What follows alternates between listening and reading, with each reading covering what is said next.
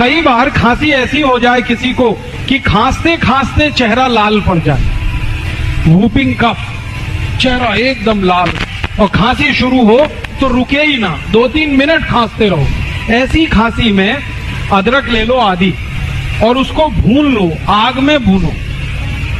आग जलाओ gas burner पे, उसमें अदरक को चिमटे में पकड़ के भून लो। जब वो भुन गया तो उसको हल्दी में डाल दो, हल्दी पाउडर पिसा हुआ, तो हल्दी उस पर चिपक जाएगी और वो हल्दी चिपका हुआ अदरक जैसे ही मुंह में रखोगे 1 मिनट में खांसी बंद हो जाएगी, 1 ही मिनट।